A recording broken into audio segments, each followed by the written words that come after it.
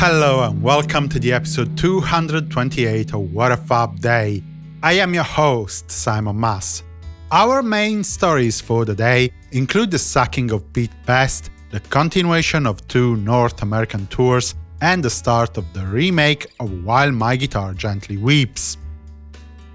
On the 16th of August 1960, having dropped the silver qualifier from their name, Pete Best, George Harrison, John Lennon, Paul McCartney and Stu Sutcliffe left Liverpool as the Beatles, armed with their passports and visas, en route to Hamburg, West Germany.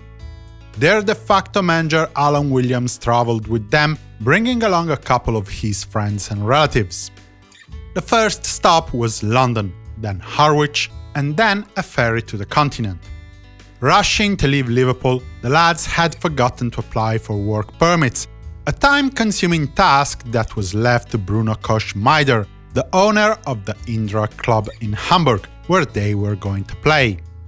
Naturally, Koch-Meider conveniently forgot about the permits too. 1 year later, in 1961, the Beatles, with Pete Best on drums and Paul McCartney on bass, performed an evening concert at the Cavern Club in Liverpool. 1962. As the manager of the band, Brian Epstein had the grievous task of communicating to Pete Best that he was no longer the drummer of the Beatles. He did at an 11 a.m. meeting at the NEMS Whitechapel shop.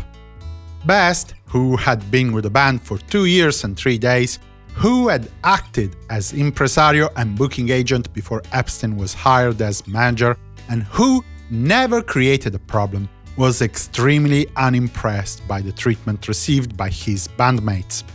He was never given a reason for his sacking. While Pete was taking comfort in a pub, in a matter of hours, the news broke out. The immediate problem, though, was that Pete Best didn't show up for the band's evening engagement at the River Park Ballroom in Chester.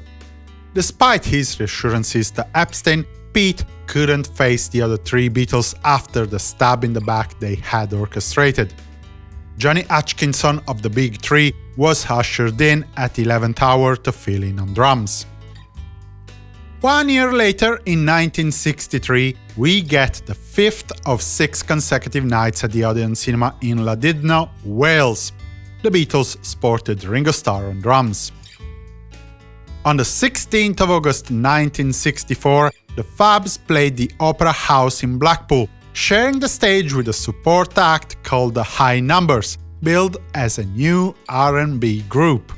The band would shortly change their name into The Who. In 1965, the Beatles remained in New York City. The day had been set aside to a make-up concert at the Shea Stadium, had the weather not allowed a concert on the previous day.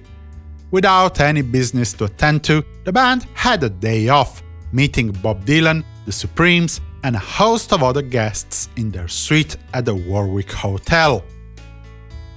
The Beatles' 1966 North American tour went on today with one 8 p.m. concert at the John F. Kennedy Stadium in Philadelphia, Pennsylvania.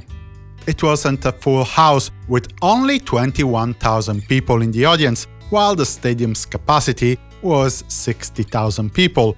But the main concern of the 4 was the constant lightning that went on throughout the performance. Fortunately, the extremely dangerous rain and its connected risk of electrocution waited until 10 minutes after the end of the show before breaking. By that time, the band was already on the next Greyhound bus, on their way to the airport to catch a plane to Toronto, Canada. And as we move forwards 2 years to 1968, allow me to remind you to visit www.simonmas.com/support to see what you can do to help me producing more content for our little community of music lovers. Of course, you can do nothing of the sort, but then, wouldn't you miss me if I had to put my next project on the back burner? It's your call, naturally.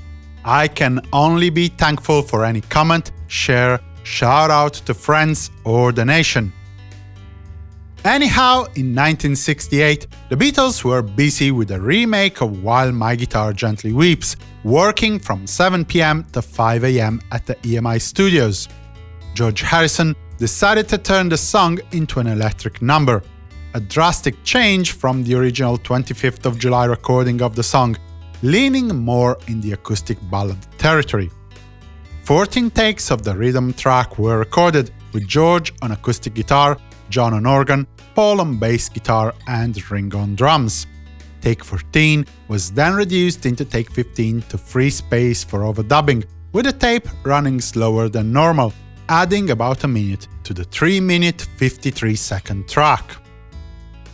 Tomorrow we'll talk about the Beatles' first ever concert in Hamburg. Join in to hear more about this and other Beatles stories. For the moment, I wish you a good day and a fab continuation. Simon Mas, music you love.